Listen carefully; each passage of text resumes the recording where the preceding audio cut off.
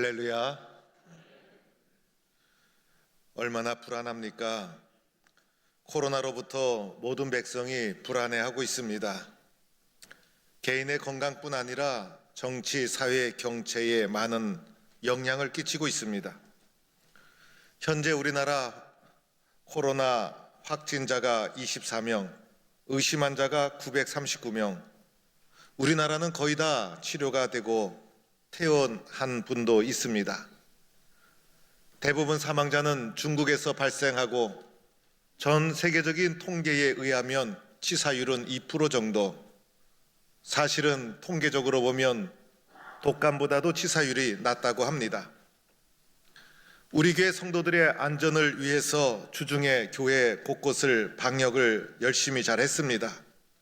예배당 입구에 손세정제 마련해서 직접 손에 짜서 성도들이 손을 소독할 수 있도록 했습니다. 교회 식당은 오늘 운영하지 않고 당분간도 운영이 쉽지 않을까 생각이 됩니다. 교회 나와서 먹는 재미가 있었는데 교회 식당이 쉬게 되니 너무나 아쉽습니다. 성경학교 수련회 숙소에서 위생의 안전을 철저히 기하며 교회에서 잠을 자는 것은 중단하고 숙소에서 운영하도록 하겠습니다. 새벽 청진군 진행 상황은 장로님들과 임시당회를 통해서 한번 의논해 보도록 하겠습니다. 성도들이 안전해야 되는 것이고 우리들은 다소 불편하더라도 서로가 배려하며 그리고 믿음으로 이 어려움을 잘 인내하면서 이겨나가야 합니다. 단 중국 우한에 다녀오신 분이 이 가운데 계신다든지 아니면 내가 아무래도 코로나에 감염된 것 같다라는 분들은 잠시 예배당을 쉬시고 집에서 예배 드리셔도 됩니다. 그의 분들은 주님 오시는 그날까지 예배는 중단돼서는 안 됩니다. 이럴 때일수록 함께 기도에 힘쓰고 격려하면서 어려움을 잘 이겨나가고 더욱 열심히 사모하며 예배에 참석할 수 있기를 바랍니다. 사람은 어려울 때 진가가 발휘됩니다. 평상시에는 그 사람의 됨됨을 잘 모릅니다. 그런데 어려움이 찾아오면 저분이 저런 분이었구나, 어려움 속에서 비로소 사람의 진가가 나타나게 됩니다. 평소에도 잘하다가 어려움이 닥치면 도망가는 사람, 회피하는 사람, 책임 전가하는 사람, 그런데 평소에 그렇게 보지 않았는데 어려움이 닥치자 어려움을 짊어지고 격려하며 헤쳐나가는 담대한 사람을 때로는 발견하게 됩니다. 어려울 때 사람의 가치가 드러나게 되는 것입니다. 오늘 말씀은 광야의 길을 걸어가는 이스라엘 백성들의 모습이 나타납니다. 똑같은 광야길을 걸어가도 어떤 분에게는 천국의 기쁨으로 그 길을 걸어가는 것이고 어떤 사람은 지옥길을 가듯이 그 길을 걸어가는 것입니다. 이스라엘 자손이 이제 광야길에 들어선 지 한 달쯤 지났을 때 신광야에 이르게 됩니다. 이곳에서 그만 양식이 떨어지고 맙니다. 오늘 2절 말씀에 이스라엘 자손 온 회중이 그 광야에서 모세와 아론을 원망하매라고 말씀이 시작됩니다. 광야 초창기는 수르 광야에서 물이 떨어져서 마라의 쓴물을 단물로 바꾸는 일이 있었고 오늘은 한 달쯤 광야 깊이 들어온 상황 속에서 양식이 그만 떨어지고 말한 것입니다. 지금까지 배고픔을 잘 견디고 광야길을 헤쳐왔는데 이제는 한계에 부닥친 것입니다. 백성들은 배가 고팠고 광야길에서 더 이상 참을 수가 없었습니다. 먹거리 문제, 양식의 문제, 경제의 문제는 사람이 살아가는 가장 기본적인 문제인데 이 배고픔을 더 이상 견딜 수가 없었던 것입니다. 여러분이 삶을 살면서 가장 배고팠던 적이 언제였습니까? 물질이 떨어져서 위기를 겪었을 때가 언제였습니까? 어른들에게 이 질문을 물어보면 대부분 6.25 때 상황을 이야기하고 그리고 어렸을 때 가난하고 먹지 못했던 시절을 이야기합니다. 저는 대학 시절에 자취를 하면서 항상 배가 고팠어요. 배가 고프면 얼마나 서러운지 모릅니다. 객지에서 배가 고프면 집 생각나고 엄마 생각나고 눈물이 나고 옛날이 그리워지고 사람이 이성적인 존재가 아니라 감성적인 존재로 바뀌게 됩니다. 오늘 말씀의 온 회중이라는 것은 이스라엘 백성의 전체가 이 문제를 함께 겪게 된 것입니다. 배고픔을 견디다 못해 온 회중이 모세와 아론을 격렬하게 원망하게 되는 것이 오늘의 상황인 것입니다. 마음속에서 원망의 마음이 올라오면 맨 먼저는 그 원망이 사람을 향하게 되어 있습니다. 그래서 모세와 아론을 원망합니다. 모세의 지도력을 의심하고 모세의 지도력은 마침내 땅에 떨어지고 맙니다. 모세를 향하여 원망을 한없이 퍼붓게 되는 상황이 됩니다.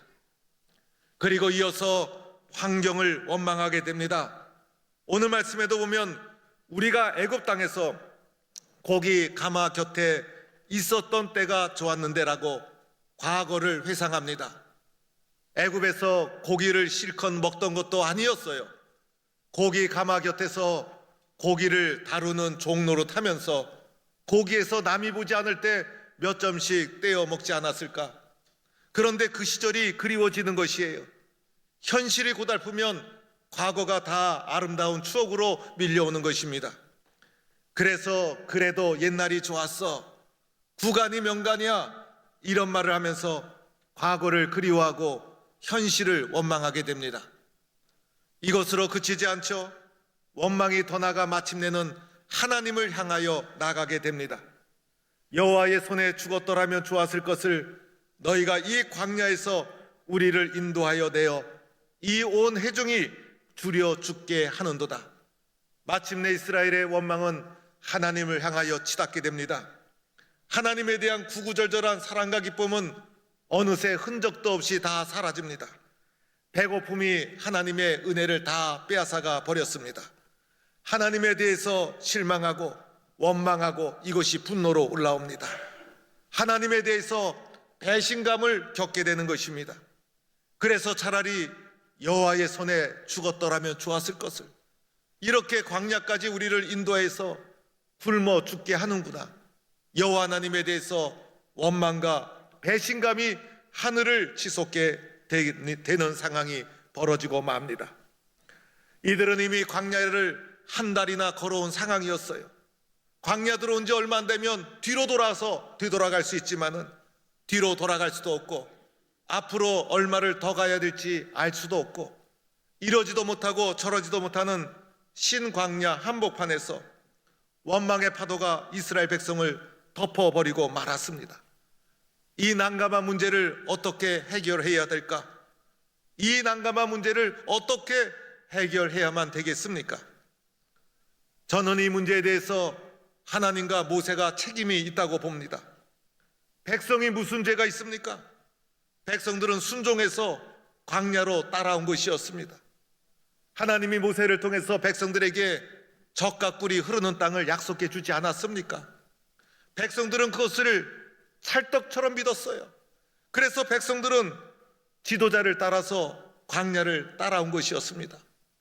지도자는 백성을 굶주리게 해서는 안 되는 것입니다. 굶기 위해서 광야에 들어온 것이 아니었습니다. 그런데 현실은 광야 한복판에서 굶어 죽는 상황이 되어 버리고 말았습니다. 백성들의 요구는 생존권의 문제였고 정당성이 있었던 것입니다. 모세와 하나님이 이 문제에 대해서 책임을 져야 하지 않겠습니까? 그러나 이 부분에서 또한 우리는 인간의 연약한 모습을 보게 됩니다. 사람이 얼마나 원망을 쉽게 하는 존재인가, 사람이 얼마나 연약한 존재인가를 깨닫게 됩니다. 감사와 기쁨은 세상의 시련 앞에서 쉽게 사라지고 말았습니다. 광야의 여정에 계속해서 원망과 불평이 계속됩니다. 이후로도 원망과 불평이 계속되고 광야에 들어오자마자 수르 광야에서도 원망하지 않았습니까?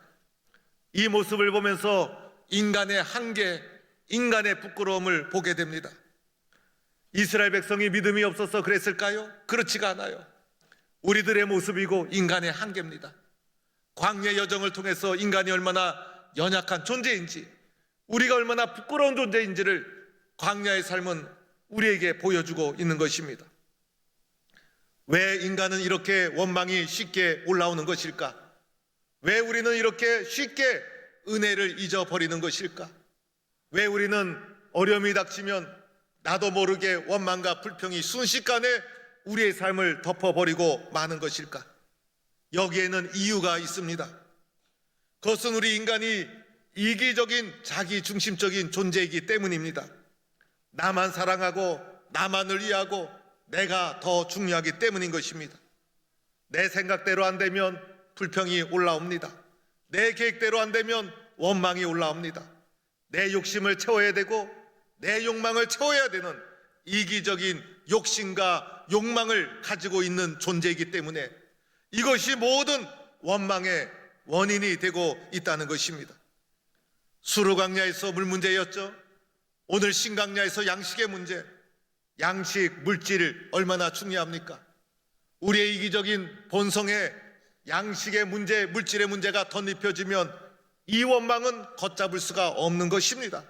이 원망이 극에 달아서 하늘에 사무치게 되는 것입니다. 사랑하는 성도 여러분, 여러분이 이 원망을 직접 들었다면 여러분의 심정이 어떠했을까? 만약 여러분이 모세의 입장이 되어서 갖은 고생을 하면서 이스라엘 백성을 이끌어왔어요. 애굽의 종되었던 이스라엘 백성을 갖은 고생을 하면서 광야로 이끌어왔어요. 백성들만 배고픈 것이 아니었어요. 모세도 배가 고팠어요. 그런데 백성들이 사무치는 원망으로 모세의 지도력을 의심하고 모세를 공격했다면 이 원망을 들은 모세의 심정이 어떠했을까? 여러분의 심정은 어떠했을까요? 그런데 이런 원망을 들은 모세와 하나님 의외로 명쾌하게 분명하게 화끈하게 이 원망의 문제를 해결해 주시기 시작합니다. 다른 본문에 보면 원망을 들었을 때 모세가 너무나 마음이 억울해서 이 문제를 가지고 하나님 앞에 나가 눈물로 하나님 백성들이 원망합니다. 이 문제를 어떻게 합니까? 눈물로 기도하는 장면이 나오는데 오늘 본문에는 모세의 기도가 생략되어 있습니다. 때로는 백성들이 원망할 때 하나님이 그 원망을 들으시고 너무나 하나님이 섭섭하셔서 백성들에게 진노하시는 모습이 나타나는 부분도 있는데 오늘 말씀에 그 본문도 생략되어 있습니다. 백성들의 원망을 보시고 하나님은 화끈하게 명쾌하게 분명하게 응답해 주시기 시작합니다. 우리 하나님은 자녀들의 문제를 결코 외면하지 않는다는 것입니다. 오늘 말씀을 보면 두 가지로 하나님은 이들의 원망을 응답해 주십니다. 첫째는 보라 내가 너희를 위하여 하늘에서 양식을 비같이 내리리니 하늘에서 양식을 비같이 내리리니 하면서 양식의 문제, 굶주림의 문제를 해결해 주십니다. 홍해를 가르신 하나님, 10가지 재앙으로 애굽의 종되었던 이스라엘 백성을 이끌어내셨던 하나님, 광야 한복판에서 하늘에서 양식을 비같이 내려주셔서 백성의 굶주림의 문제를 해결해 주십니다. 광야는 세상적인 방법으로 벗어날 수가 없죠. 세상적인 방법 아무것도 소용이 없어요. 농사를 지을 수도 없고 사냥을 할 수도 없습니다. 하나님의 은혜가 없이는 이 광야 한복판을 벗어날 수가 없어요. 하나님의 은혜 없이는 살 수가 없는 자리가 광야 한복판이라는 것입니다. 이 한복판에서 인간의 노력이 아무 쓸모없는 이곳에서 어떻게 이 문제를 해결할 수 있을까? 놀랍게도 하늘에서 양식을 비와 같이 내리워 주셨습니다. 비가 내리듯이 풍성하게 모자람이 없이 온 천지에 하나님께서 양식을 내리워 주셨습니다. 농사를 지을 필요도 없고 양식을 위하여 사냥을 할 필요도 없어요. 하나님께서 하늘에서 기적적으로 내려주신 하늘 양식을 통하여 문제를 해결받게 되었던 것입니다. 하나님이 함께 하시면 어떤 절망적인 상황 속에서도 문제는 길이 있는 것이에요. 하나님이 도와주시면 광야 한복판에서도 문제는 해결되는 것입니다. 하나님이 도와주시면 우리가 이해할 수 없는 방법으로 문제의 길이 열리기 시작하는 것입니다. 이런 하나님의 인도와 은혜를 믿는 성도가 될 수 있기를 축원합니다. 두 번째로는 백성이 나가서 일용할 것을 날마다 거둘 것이라 라고 말씀하셨어요.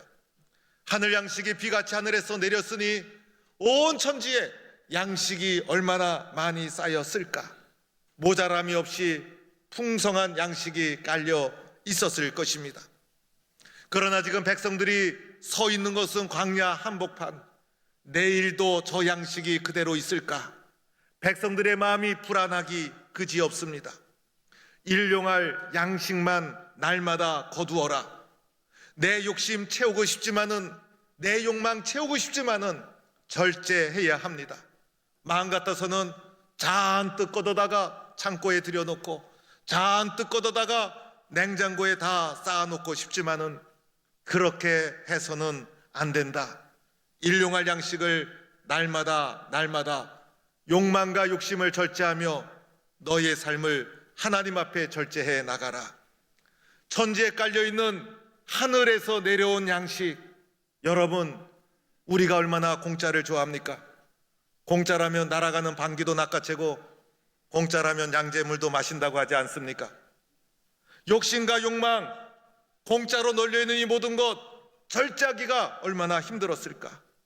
나를 채우는 절호의 기회가 아닙니까? 내 욕망을 충족시킬 수 있는 절호의 찬스가 아닙니까? 그런데 하나님은 그렇게 하지 말아라. 날마다 일용할 양식을 거두어라. 과하게 거두어서 남기는 일이 없도록 해라. 이것이 하나님의 요청이었습니다. 광야의 삶이 얼마나 불안하지 않습니까? 그들이 한 달 이상을 굶주리며 살아왔어요. 살기 위해서 양식이 필요했어요. 눈에 보이는 양식을 보는 순간 눈이 뒤집어질 수도 있는 상황이었어요. 잔뜩 가져다가 욕심껏 욕망껏 채우고 창고에 들이고 싶었을 거예요. 그러나 절제해서 날마다 일용할 양식만 거두어라. 내일은 하나님께 맡겨라. 일용할 양식을 통해서 살아가는 것이 아니라 하나님의 은혜로 살아가는 것이다. 하나님을 신뢰하는 것을 광야의 양식을 통해서 하나님은 그들을 훈련시켜 나가는 것입니다. 여러분, 오늘 말씀을 통해서 우리가 깨닫는 것이 있죠. 우리도 예수 믿고 나서 걸어가는 세상의 인생길이 광야를 걸어가는 길과도 같은 것입니다. 광야와 같은 세상을 우리는 믿음의 발걸음을 걸어가고 있는 것입니다. 이스라엘 백성이 광야길을 걸어가듯이 우리도 세상이라는 광야를 이스라엘 백성처럼 믿음으로 걸어가고 있는 것입니다. 이 과정에서 가장 쉽게 우리의 삶에 찾아오는 것, 원망이라는 것입니다. 어려움이 찾아오고 시련이 찾아오면 원망과 불평이 올라옵니다. 다른 사람에게 책임을 전가합니다. 그리고 다른 사람과 나를 비교하고 내 탓이요, 내가 잘못했습니다라는 자성과 회개보다도 부모 탓이요, 친구 탓이요, 세상 탓이요, 탓을 하며 원망 속에 살아갑니다. 하나님의 약속을 쉽게 잊어버리고 불평과 원망에 빠져 들어갑니다. 어떻게 해야 우리는 광야와 같은 인생길을 헤쳐나갈 수 있을까? 어떻게 하면 우리 삶 속에 쉽게 찾아오는 원망과 불평으로부터 벗어날 수 있을까? 오늘 말씀은 우리에게 하나님의 양식을 날마다 먹으면서 하나님을 신뢰하며 이 길을 걸어가야 됨을 가르쳐 줍니다. 광야의 고난을 통해 사람은 떡으로만 사는 것이 아니라 그 떡을 통해서 나를 훈련시키고 살게 해주시는 하나님의 참된 양식이 있음을 바라보아야 합니다. 성경은 말씀하셨죠. 사람이 떡으로만 사는 것이 아니라 하나님의 입에서 나오는 모든 말씀으로 살 것이니라. 예수님께서 말씀하셨죠. 나는 생명의 떡이니 내게 오는 자는 결코 줄이지 아니할 터이요 나를 믿는 자는 영원히 목마르지 아니하리라. 하나님은요, 하늘에서 비같이 내려주시는 생명 양식을 날마다 먹으면서 우리로 하여금 광야와 같은 인생길을 걸어가기를 원하시고 있는 것입니다. 오늘도 세상 인생길에서 날마다 물질을 넘어 우리의 삶을 인도해 주시는 하나님이 주시는 양식을 날마다 먹으면서 믿음으로 세상 길을 헤쳐나가는 성도가 될 수 있기를 축원합니다. 오늘 말씀 마지막 4절에 그들이 내 율법을 준행하나 아니하나 시험하리라. 수로 강야에서 물사건이 나왔을 때도 시험하리라. 오늘 말씀에도 시험하리라. 여러분, 하나님의 자녀된 나를 믿음으로 광야의 길을 걸어가고 있는지 하나님은 나를 시험하는 것입니다. 내가 하나님을 시험하는 것이 아니에요. 내가 하나님을 시험하려는 사람들이 있어요. 하나님을 시험하는 것이 바로 교만입니다. 도리어 내가 하나님을 시험하는 것이 아니라 하나님이 오늘 현실의 삶 속에서 나를 시험하고 있는 것입니다. 광야 같은 인생길을 걸어갈 때 날마다 하나님의 하늘 양식을 의지하며 믿음으로 살아가는가? 원망과 불평으로 살아가고 있는가? 광야와 같은 인생길을 걸어가며 우리 앞에 부닥치는 수많은 문제들은 하나님이 나를 시험하고 있는 것입니다. 나는 무엇을 선택하며 살아가고 있는가? 나는 무엇을 붙잡고 인생길을 걸어갈 것인가? 날마다 하나님이 주시는 양식을 붙잡고 살아갈 것인가? 아니면 세상 바라보며 원망과 불평 속에 살아갈 것인가? 우리의 광야와 같은 인생길에서 부닥쳐오는 수많은 문제는 하나님이 나를 시험하는 것입니다. 이 시험에서 믿음의 길을 선택하고 하늘 양식을 바라보며 걸어가는 성도가 되어야 합니다. 스티브 도냐휴라는 사람이 있습니다. 이 사람이 유명한 세계적인 컨설턴트입니다. 결혼을 하고 인생이 잘 풀릴 줄 알았는데 물질도 없고 성공도 했지만은 이혼을 합니다. 자녀 양육이 얼마나 힘들었는지 인생이 생각대로 풀리지 않습니다.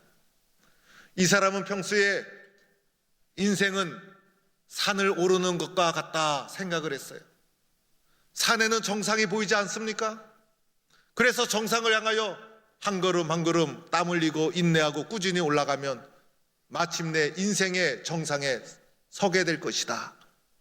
그래서 인생은 산을 오르는 것과 같다. 이렇게 생각을 했습니다. 그런데 예기치 않은 시련과 환난을 겪으면서 산에 오르는 것이 아니라 인생은 사막을 건너는 것이구나라고 생각을 바꾸게 됩니다. 실제로 이 사람은 20대에 사하라 사막을 여행한 적이 있었어요. 사하라 사막에 40일 동안 여행을 하면서 죽을 고생을 합니다. 굶주리고 방향을 잃어버리고 이런 죽을 고생을 하면서 40일 동안 사하라 사막을 여행했던 경험을 토대로 인생은 사막을 건너는 것과 같다. 그래서 이 사람이 책을 씁니다. 사막을 건너는 6가지 방법. 어떻게 하면 인생이라는 사막을 잘 건너갈 수 있을까? 6가지 방법이라는 책을 씁니다. 이 책이 세계적인 베스트셀러가 됩니다. 6가지 방법 중에서 첫 번째 방법, 6가지 방법을 쭉 나열하면서 사막을 건너는 첫 번째 방법, 끊임없이 변하는 모래 사막에서는 지도가 아니라 나침판이 필요하다. 나침판의 중요성을 말합니다. 사막은 끊임없이 변해요. 자고 나면 이쪽 모래 언덕이 저쪽으로 가 있고 바람이 불면 저쪽 지형이 이쪽으로 가 있고 동서남북 방향을 구분할 수가 없어요. 지도를 펴놓고 봐도 여기 있던 언덕이 사라지고 저기 있던 언덕이 사라지고 아무리 지도를 찾아봐도 어느 방향으로 나아가야 할지 알 수가 없어요. 사막은 바람이 불면 모든 것이 바뀌고 맙니다. 우리의 인생도 예측할 수가 없어요. 바람이 불면 변하고 마는 것이 우리의 인생. 지도만 있으면 내가 어디에 있는지 어디로 가야 하는지 알 수가 없어요. 나는 지도를 보면서 하룻밤을 꼬박 새웠다. 하지만 다 소용없는 일이었다. 내가 어디에 있는지 알 수 없으므로. 어린 왕자라는 동화를 지은 생텍쥐페리의 말입니다. 지도를 아무리 들여다봐도 사막 한복판에서는 소용이 없어요. 지도보다 더 중요한 것이 있습니다. 바로 나침판입니다. 나침판만 있으면 내가 어디에 있던지 어느 방향으로 가야 할지를 알 수가 있어요. 사막을 효과적으로 건너기 위해서는 나침판이 필요한 것이고 지도로 사막을 넘어설 수가 없다는 것입니다. 우리의 인생의 나침판, 하나님의 말씀 예수 그리스도이십니다. 오늘 하늘에서 내려오는 하늘 양식, 하나님의 말씀, 이 양식을 날마다 광야와 같은 인생길을 걸어가면서 이 양식을 먹으며 인생길을 걸어가는 것입니다.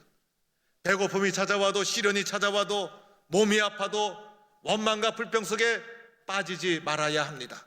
코로나가 닥치고 별의별 사건이 다 닥쳐도, 넘어지고 실패해도 인생의 나침반 되시는 예수님의 하늘 양식을 날마다 먹으면서 이 길을 걸어가는 것입니다. 인생의 나침반 되시는 예수님, 하나님이 비같이 내려주시는 하늘 양식, 날마다 먹으면서 사막과 같은 인생길을 힘차게 건너가는 믿음의 성도가 될 수 있기를 축원합니다.